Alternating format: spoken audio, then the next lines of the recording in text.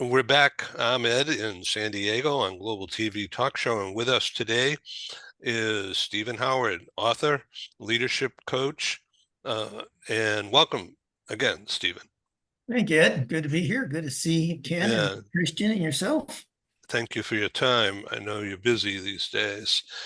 Dr. Ken, tell us, tell our audience again, just a quick update about your book, the new book coming out, and the updated edition. Sure. Thank you very much. Great to see all of you. And gosh, it's already 15 years ago, wrote a book for the dummies folks on performance appraisals and phrases. And a lot has happened with performance appraisals over the last 15 years. Fortunately, they're far more forward focused. They're far more ideally designated to deal with people. It's not just past performance, but let's look at the future. Let's look at career planning and growth and development. Let's get away from this annual appraisal and let's have more frequent appraisals, and let's have what's called continuous feedback. In other words, managers engaging on a far more consistent, regular basis with the employees, helping them, guiding them, coaching and counseling, so that the idea is, yeah, if this area of performance is falling short, let's work on it, let's build, and let's go from there. And no surprises. You go to a performance appraisal session at the end of the year, and I think I was doing a great job. I get told, no, you did this poorly and you did that poorly. Or even if I did something well 6 months ago, that's not how reinforcement should work. So the whole process has had some positive, dramatic changes. And as a result, the folks at Wiley had said, well, I update the book and do a new edition. So that's just what I'm completing right now at this point. It's done and we're now in editing. But thank you for asking, and I hope people will enjoy it. It has over 3,400 phrases in it to help when managers go about writing specific comments about the members of their team. In terms of marketing and sales of the book, do you farm it out, or do you oversee it from a distance, or you just don't think about it once you farm it out? Well, it's funny with a book through the dummies, they do a great deal of marketing on their own. When you say dummies, you can practically picture the yellow and black books on the shelves and online. But what I do with that book is just various speaking engagements and contacting client companies that I've worked with and building it that way through my network and through LinkedIn. And certainly through a wonderful podcast like this. But they do a great deal of publicity for the books that they bring out. So they're a terrific publisher to work with on this Dummies series. Interesting stuff. Okay, so tell me about your daughter, the youngest daughter, Christian. Okay. What kind of work interests her? All right. So my younger daughter, Angelica, is 15. She's going to be a sophomore in high school a few weeks from now. And ever since she was 2, she's been into bags. She would crawl and scoot and drag a bag behind her. And what that has turned into is a very strong interest in fashion merchandising. Specialty might be purses. So what we're looking at, and we have learned to start early, what we're looking at is where would she want to go? Unlike Natalie, she's not interested in community college and a transfer. She's interested in a 4-year college, full experience, student housing, the whole 9 yards. So we looked at New York City. She likes New York City. We looked at FIT, a Fashion Institute of Technology. We looked at the University of Rhode Island, which has a very good fashion merchandising program. And just a few weeks ago, a month ago, my wife Erin and Angelica went to New York City, to Manhattan, for a fashion camp, a 1-week class where she learns everything from picking out fabric to designing a blouse or a top, and to building it, to actually sewing it, with a trip to the headquarters of the Gap, so she could see how they operate. So it was great. They also went to Drexel in Philadelphia, which also has a great fashion program. So at this point, she's a bit torn between Rhode Island, which is nice and woodsy and, you know, just calming, and Drexel. And then she would want to go into New York and then get out of New York again. But we still have 2 years, so we'll find out. Thank you for asking. Yeah, my pleasure. I was wondering because your older daughter is probably a de facto mentor, if not in fact, Yes. and right in the household. Yes. So the younger sibling, has a track to run on. Yes, even though they have very different interests. So Natalie is a cultural anthropologist, or as she points it, I like dead stuff. So she's somebody who, for her 7th birthday as a treat, went to one of the large cemeteries in New Orleans. That's what she's into. She dug up warrior monks in Spain that had been in the ground for 1,000 years, because she went on an archaeology dig, which was in fact her 3rd one. So she's into that, and then Angelica is into fashion merchandising and how do I tell the story of the brand with the clothes. She doesn't necessarily want to design the clothes. She wants to put everything together and market it. Very different. Yeah, that's very Interests. cool. Yeah, Yeah. I see that. So did your older daughter get into this kind of historical fixation with dead things, and but through watching Indiana Jones, for instance? Yes, definitely. That was you hit the nail right on the head.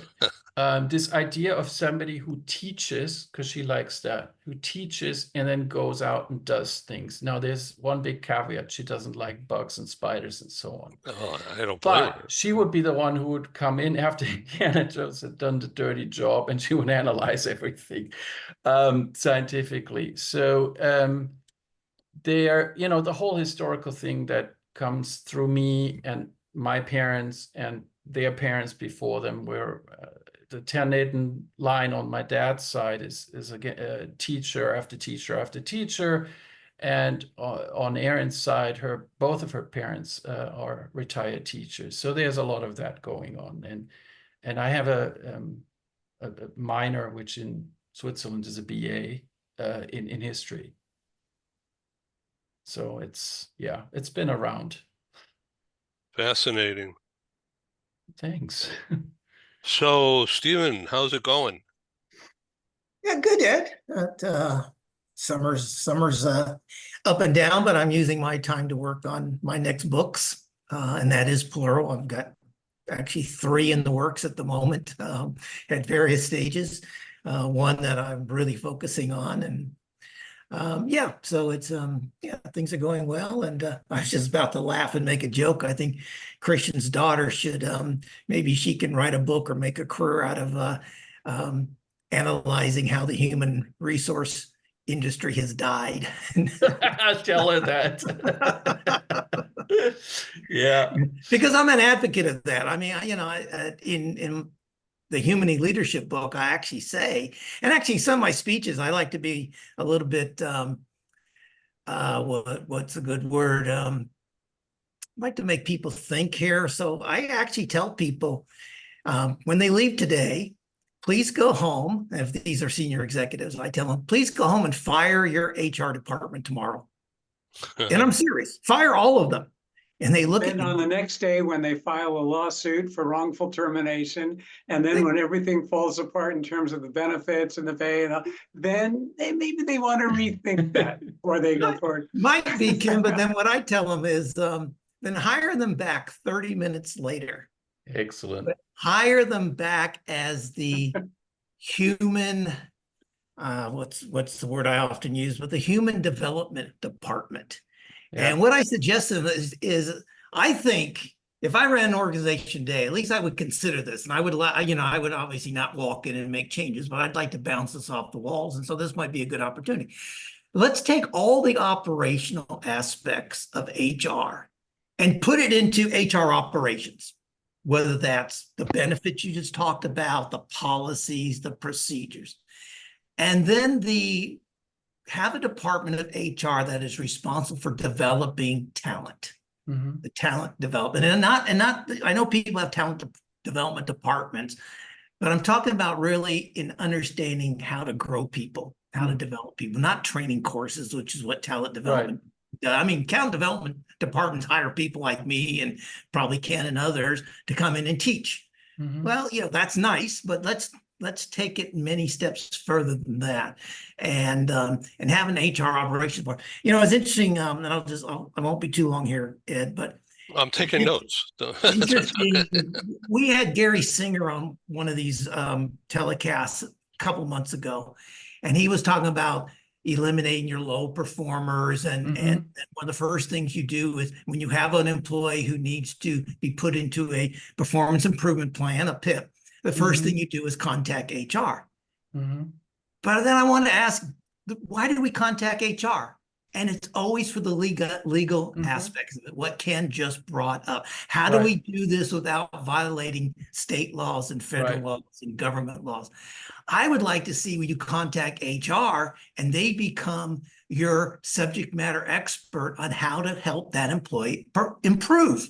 Yeah. Because we're leaving the improvement to the manager who's already frustrated and disappointed and upset with the employee and is not in really a great position to coach or mentor them, because if they were, the employee wouldn't be on a PIP program because the leader would be developing and managing and mentoring that person. So contacting HR should not be for the legalistic aspects of it. It should be for the subject matter expert, how to find out how to push the buttons to get this specific employee to perform. So with that, Ed, I'm off my soapbox. I apologize. I'm going to step away for a moment, refresh my coffee. I can hear you guys, but let me top up my coffee. But go ahead. Yeah, go right ahead. I'm going to start a program under this headline. I'm looking for series and to build an audience. Each program that turns into a series, like this talent mastermind group that you guys are in with me, this is building an audience, repeat audience. Yeah. Not necessarily on the live production date like right now, but when in the streaming going forward, it's digital audience is huge. And it's hard to measure at the same time.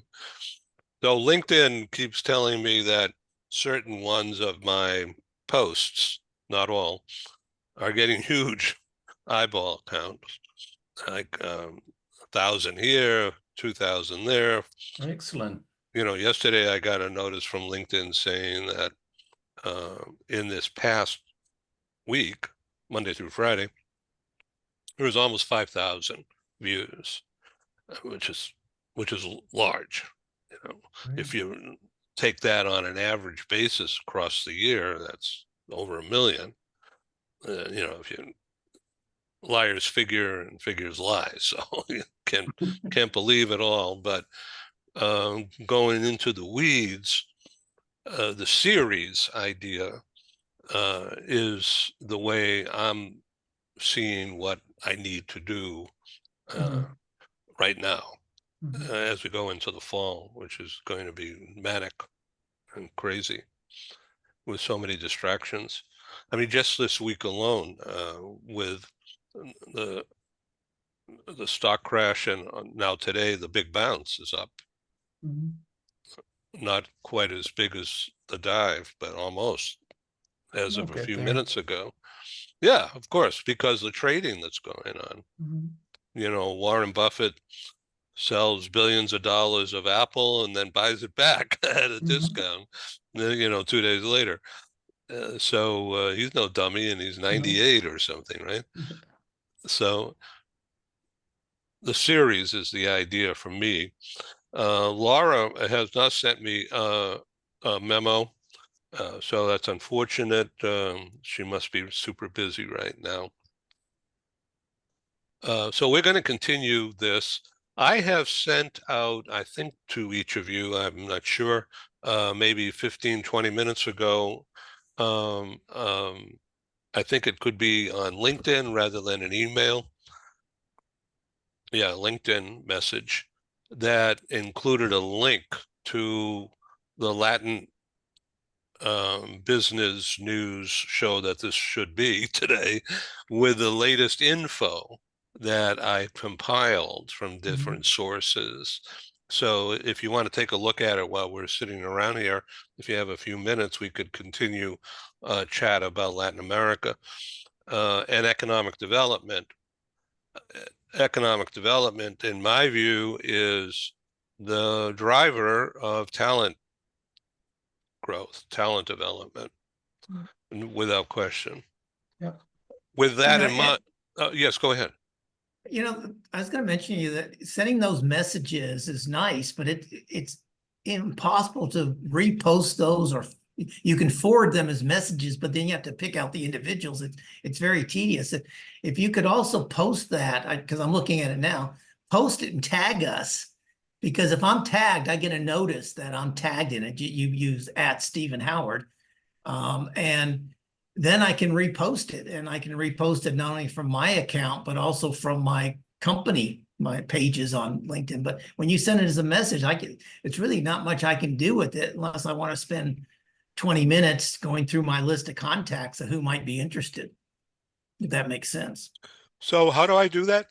Just post the same thing. What you just put in the message, post it, and then just at the bottom of it, just put @Stephen Howard, @Dr. Ken Lloyd, @Christian Turnetin, bottom, whoever else you want to copy on them. We all get noticed or notified, I should say, when that post shows up, and then we can repost it with a comment or just repost without a comment, and it goes into our stream and hits our followers. Like I have 6,000 followers, so and in LinkedIn, only about 15% of your followers will see any posts, but with 6,000, that means close to 900 people will see that repost in my news feed.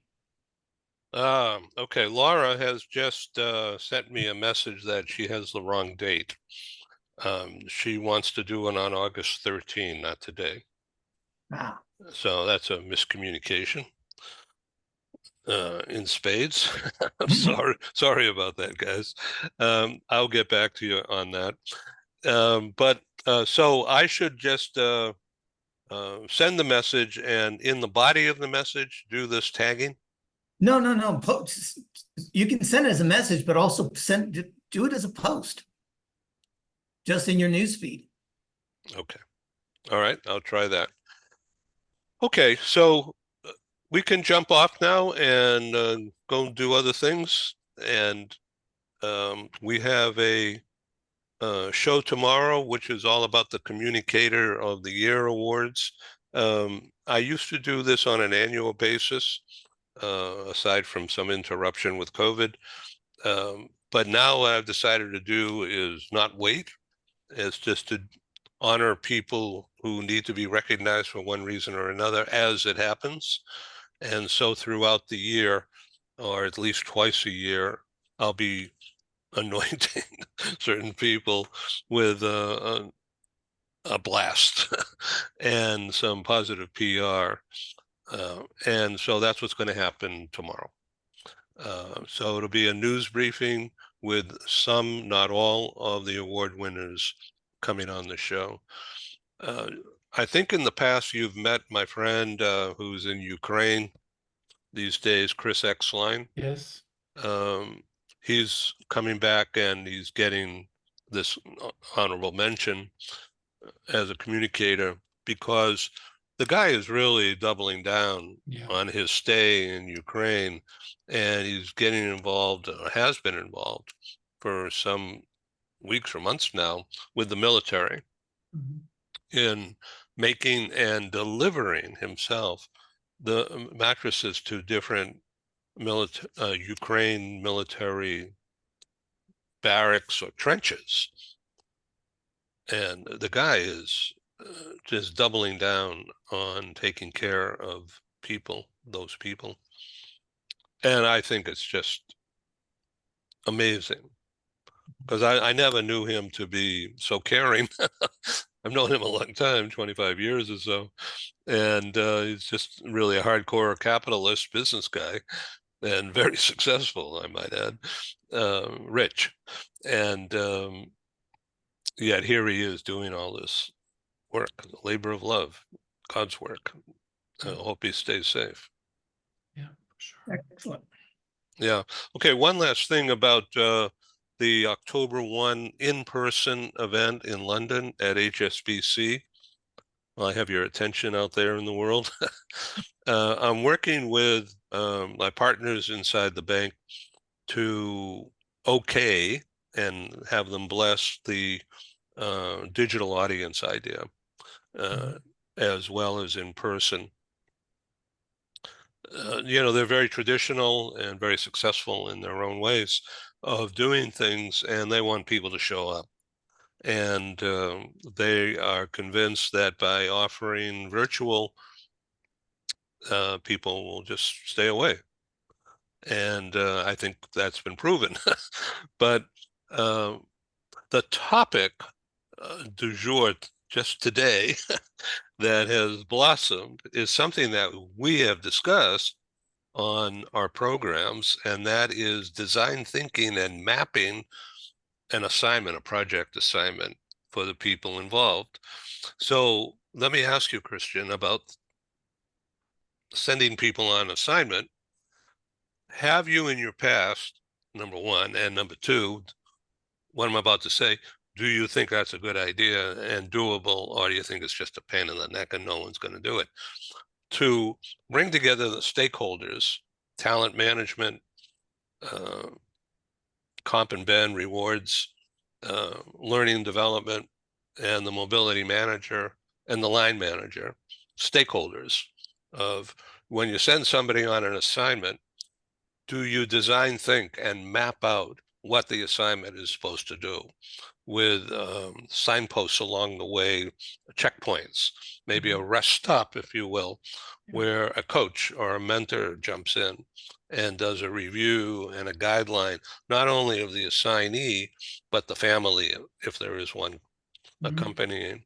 Because if the family is not happy, the assignment blows up. Right. And they lose a lot of money, and the assignee probably gets fired or not hired for an A position.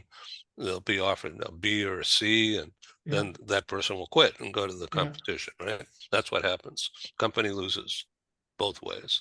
So my idea is to design it, map it out of what that assignment's supposed to do, this point in time, that point in time, and then there's a measurable ROI, not only for the company, but for the assignee. And then the company can use those skills, newly found skills, and apply that person into another position, internal mobility. Absolutely. They could do mobility like we are here, digitally, rather than spend $1 million. What do you think of that? Is that doable, or is it pie in the sky? No, not at all. So, okay, so my perspective is not talent management because I'm not an HR person, right? I'm a mobility person. However, from what I had heard, and I started off as a relocation consultant managing assignments, so I've done it for years, is figuring out over time what's missing. And what's missing, a lot of what's missing clearly is what you just talked about, Ed. Why do I know this? Well, because I talk to the transferees, or I see what's going on with the transferees. I had many transferees quit mid-assignment. Well, you ask, you can't really ask, why did you quit? What exactly is going on? That's prying. But what you can do is ask, okay, what does that mean for the relocation? Are your goods going to be shipped back? If yes, then I have to organize that, right? That is something I need to do and know about. I've also had people who, particularly in one company, they made hard drives. They had serial assignments. They would send somebody out, let's say in Asia, they would send them to a plant and manage a process at the plant. And then a year or two after that, they would send them to another plant. Now they would stay in Asia, but they would go to different countries. One specific case was, it wasn't even planned. It was there was a natural catastrophe and the plant was not usable anymore. So they had to put this person somewhere else so that they could rebuild from this remote location. So serial assignments definitely is a thing, and you can't do that if you don't monitor them, right? How would you know when to send somebody, where, why? There has to be some process in place where people are monitored. But again, many times I've heard from my transferees about how frustrated they were, how they didn't know whether they would have a job when they got back, how, the whole family situation. I mean, I could talk for days about the stories I've heard. I've heard marriages collapse. I've heard, parents dying and having to get back and not being able to get back, and transferees crying on the phone. I mean, you get everything. So I think that if we took what Stephen just said about the coaching piece in, let's call it center of excellence within HR, and the assignment management, the mobility piece, and putting that together, this would be terrific. And then you do some, marketing internally and externally about how there's a solid, robust platform in place to develop your talent that would attract people, right? So that's how I would do it. If I were an HR executive, that's what I would try to go for. A lot of this And that doesn't could be even your cost business, money. Christian. I'm sorry? That could be a business opportunity. It could be. It You could know, be. you I offer mean, quarterly coaching yeah, confidential. But, yeah, yeah. I could see myself doing that, because of, again, all the stuff I've heard over the years. And I've seen people being promoted, exactly like you said it.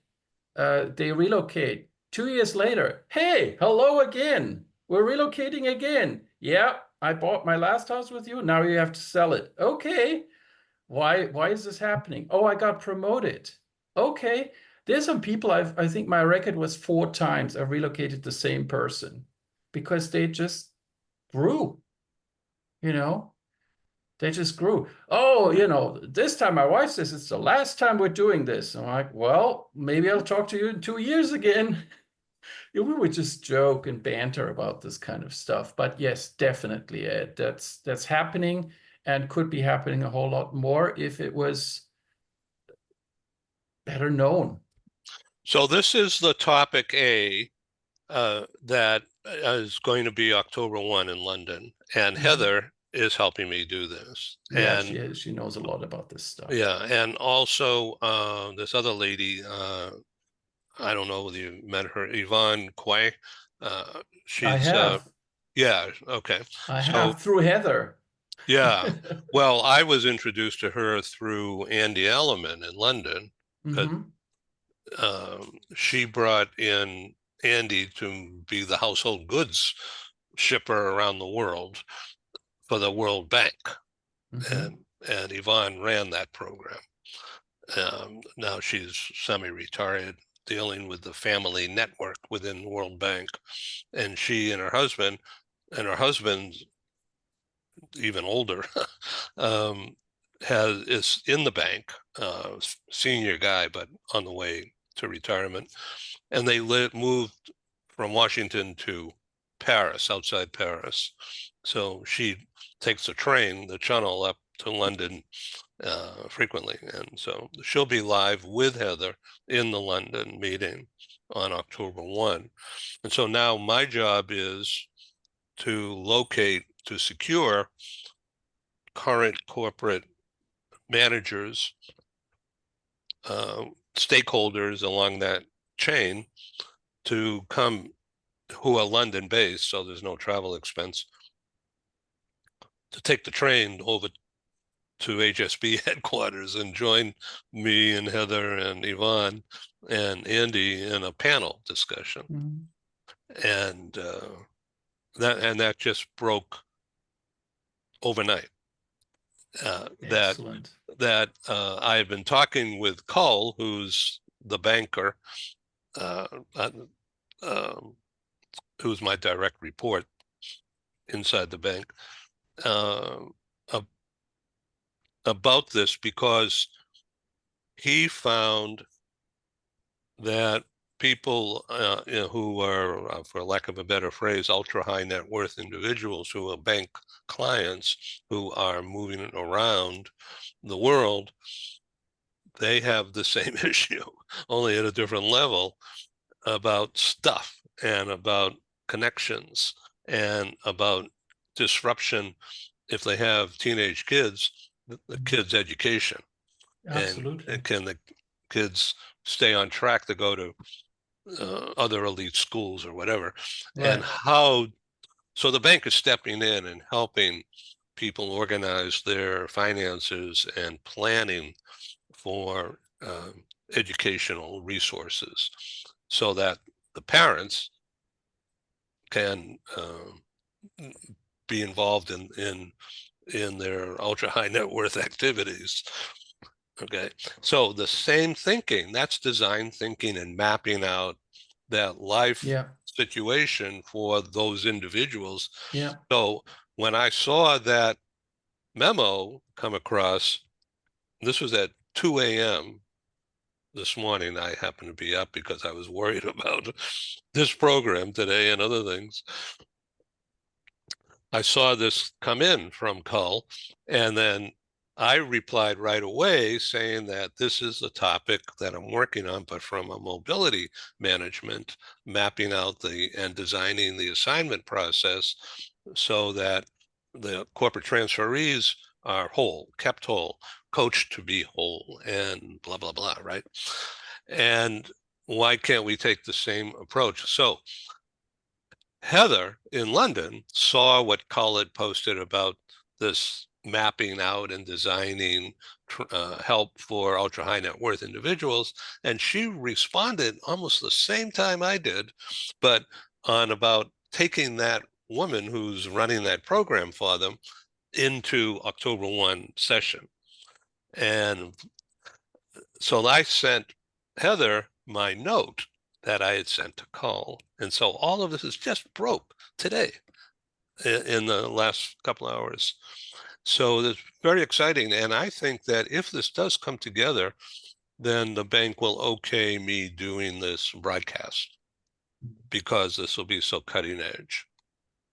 You know, that if Excellent. they don't want to do a full virtual, another option for you would be to take 2 or 3, because it's an all-day event, I take it, get 2 or 3 people to record an 8 to 10 minute talk about a topic, and then have that person be available for a virtual Q&A.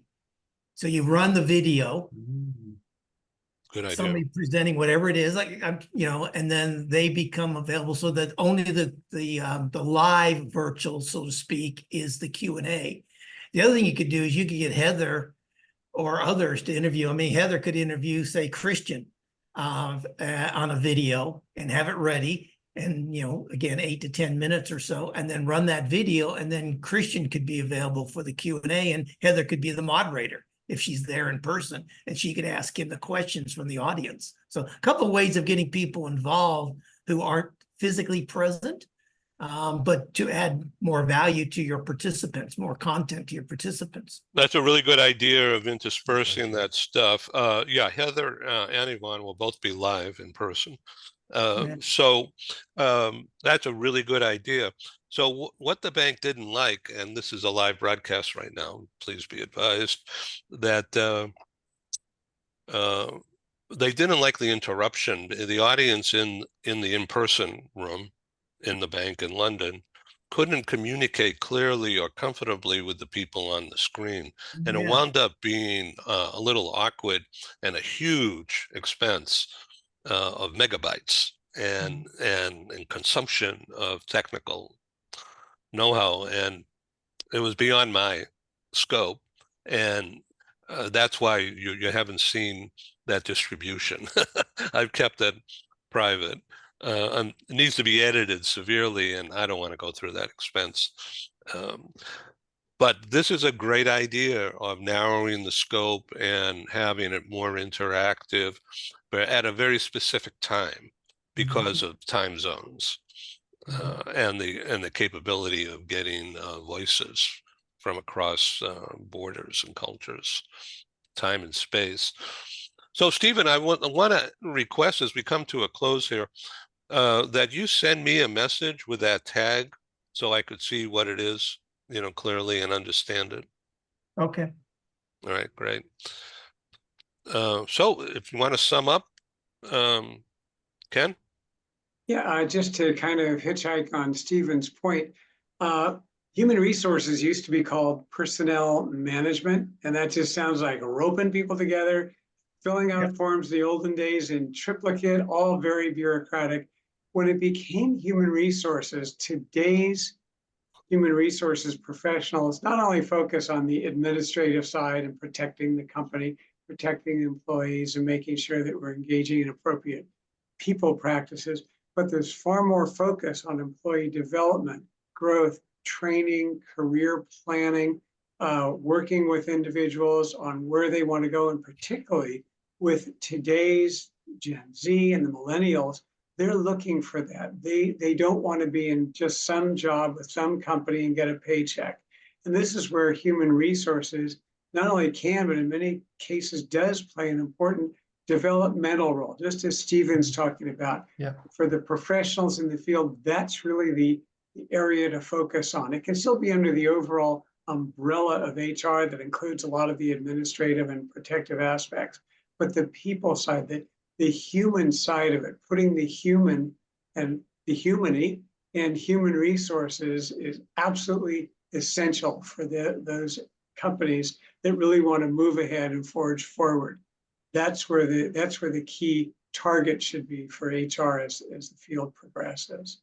Yeah, and they're few and far between, but they are there. I mean, but typically they're your large organizations who can do that. But partly what I'm talking about is your smaller, $100 million or less type company that doesn't have that many resources on board, and their focus is more about the operational side of HR, the legalistic side. And I think that's where it falls down. What Christian was talking about, it's in many of those cases, it's those kind of organizations that don't have the resources, and that's why they ghost people.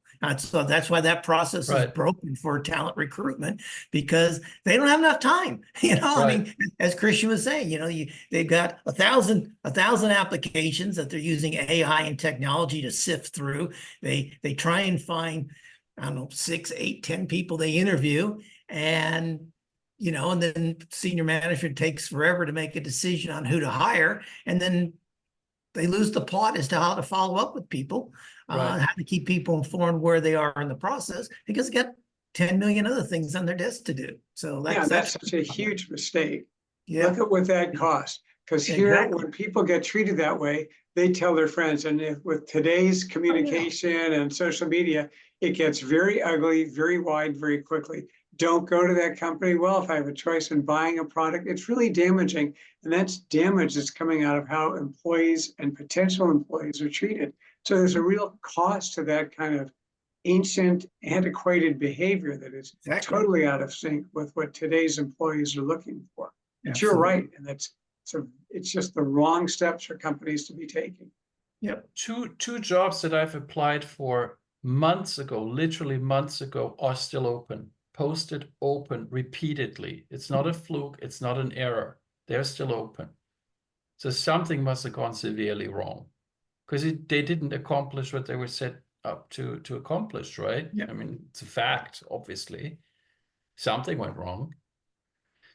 Yeah, absolutely. And it's a big picture failure. It's not just, HR just ignored it. And I agree, they may be busy or whatever, but they cannot be too busy to handle the people side of the job, all the way down to dealing with applicants that they're not going to hire. It simply is a business error.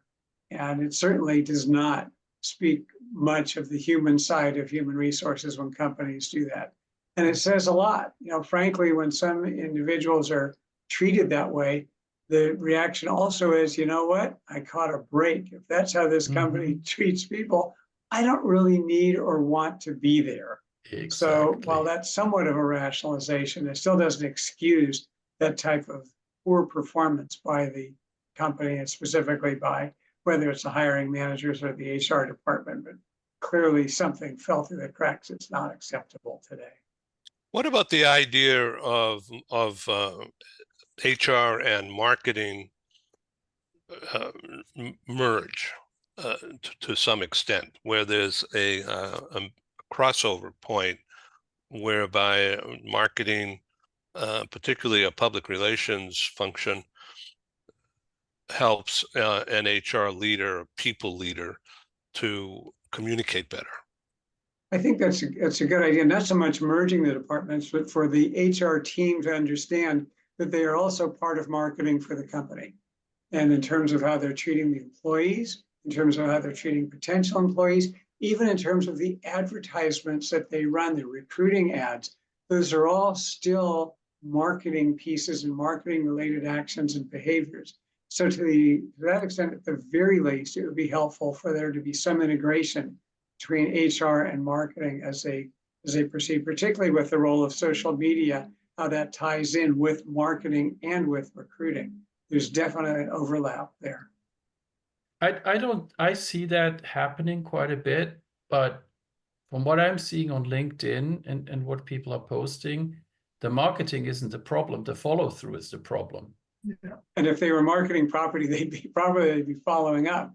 These are exactly not only potential customers, these are influencers, whether formal or not, and they're spreading the word. And that's not the word that companies want spread at all. Hey, I was really treated well. I didn't get the job there, but look at the letter and they're keeping me considered. Just, I know it's much better than simply, you know what? Yeah, we don't want you, so we're just going to ignore you.